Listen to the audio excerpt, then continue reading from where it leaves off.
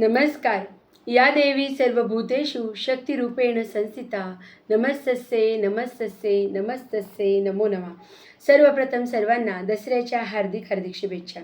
नवरात्र हा देवी दुर्गा व तिच्या 9 रूपांना समर्पित केलेला सण. या काळात देवीने वाईट शक्तींचा नाश केला आणि धर्माची स्थापना केली. म्हणूनच नवरात्रीत देवी दुर्गेच्या उपासनेला अधिक महत्त्व आहे. या नवरात्रीत मी संध्या बोडे नवरात्रीच्या 9 माळांना मी स्त्रीशक्तीचा जागर केला. ही एक प्रकारची माझी उपासना आणि त्यातून मिळालेले आत्मज्ञान ही दैवी ऊर्जा माझ्यात मी सामावली. झाला आत्मानंद मजला करुणी आदिशक्तींचा जागर. झाला आत्मानंद मजला करुणी आदिशक्तींचा जागर. संकल्पांचे सुखमनी खळाळला हा सागर.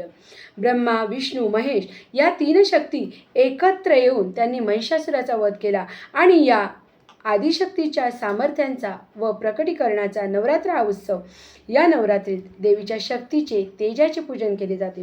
देवीने वाईट शक्तींचा नाश केला म्हणून तिच्या भक्ती जागरार्थ मी मातृशक्ती, गुरुशक्ती, साहित्यरूपी शक्ती, शेजारीरूपी स्त्रीशक्ती, बहीणरूपी प्रेरक शक्ती, मैत्रीरूपी शक्ती यांचा गौरव केला. तो तुम्ही पाहिला आणि माझ्या नवरात्र स्त्रीशक्ती उपक्रमाला तुम्ही भरभरून प्रतिसाद दिला, प्रेरणा दिली. देवी त्याबद्दल सर्वांचे मनपूर्वक धन्यवाद. देवी शैलपुत्री, ब्रह्मचारिणी, चंद्रघंटा, कुष्मांडा, स्कंदमाता, कात्यायनी, कालरात्री, महागौरी, सिद्धिदात्री अशा 9 रूपांच्या आराधनेस नवदुर्गा आराधना असे संबोधले जाते.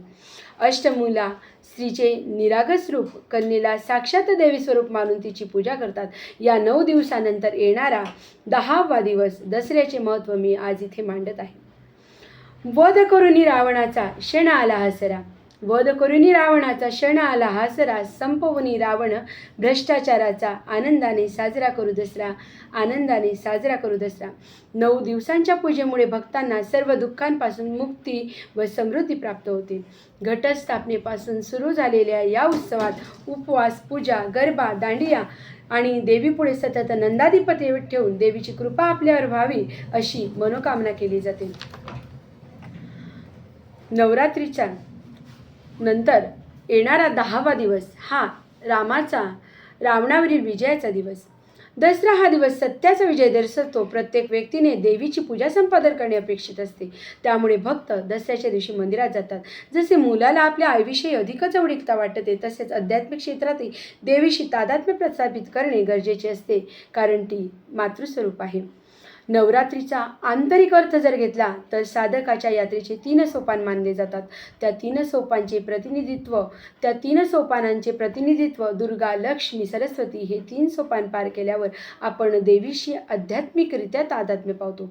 आदिशक्तीच आपल्याला परमात्म्यापर्यंत पोहोचवते. दसरा या पर्वाचा संबंधही प्रभू रामचंद्रांशी आहे.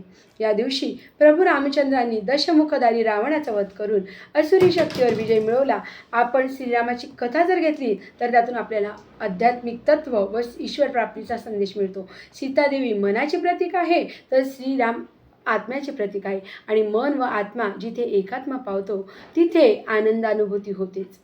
सीतामातेच्या दुःखातून सुटका करून रावणाचा वध केला या घटनेच्या स्मरणार्थ दसऱ्याला विजयोत्सव साजरा करतात. साधनेच्या माध्यमातून दुर्गुणांचे निराकरण करून सद्गुणांची निवड करून साधक ज्ञानप्राप्ती करतो, तेव्हा त्याला आत्मज्ञान होते. नवरात्र ही केवळ साधकाच्या आध्यात्मिक प्रगतीची गाथा नाही तर मन शुद्ध झाल्याशिवाय ज्ञान प्राप्त होऊ शकत नाही याचे हे नवरात्र स्वरूप आहे.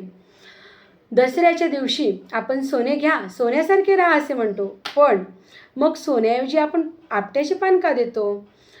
तर यासाठी पुराण कथेनुसार कौत्स्य नावाचा मुलगा ऋषी वरतंताकडे वेद शिकत होता.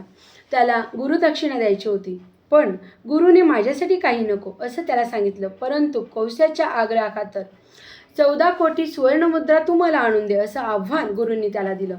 तेव्हा कौत्स्य मोठ्या श्रद्धेने आपल्या दयाळू रघुराजाकडे गेला आणि त्याने रघुराजाकडे आपली व्यथा सांगितली.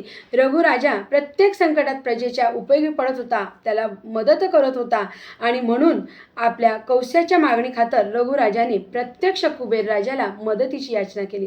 तेव्हा कुबेर राजाने सोन्याचा पाऊस पाडला. आणि सोन्याचा पाऊस पडल्यानंतर दयाळू या राजाने सर्व सुवर्णमुद्रा कौत्स्याला दिला. पण प्रामाणिक कौस्यानेही त्याला जितक्या सुवर्णमुद्रा हव्या तितक्याच घेतल्या आणि बाकीच्या सुवर्णमुद्रा आपट्याच्या जाळाखाली ठेवून प्रजेला त्या लुटण्यासाठी दिल्या. तर तोचा हा दिवस दसऱ्याचा. आणि तेव्हापासून एकमेकांना दसऱ्याच्या दिवशी प्रत्येकाला आपण आपट्याची पानं देण्याची परंपरा सुरू झाली. आपण मंदिरात जातो, तिथे आपट्याच्या झाडाची फांदी ठेवून नंतर सोने लुटतो. आपण या दसऱ्याच्या दिवशी प्रत्येकाला आपट्याची पानं देऊ शकत नाही, पण सोनेरी शुभेच्छा दसऱ्याला देऊ शकतो.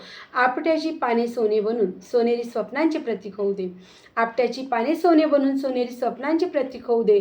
आकाशी झेप घेण्याचं ध्येय तुमचं, आकाशी झेप घेण्याचं ध्येय तुमचं यशाच्या सीमा ओलांडून जाऊ दे, यशाच्या सीमा ओलांडून जाऊ दे. अशा सुवर्णरूपी मी दसऱ्याच्या शुभेच्छा आपणासही देते आणि थांबते. धन्यवाद.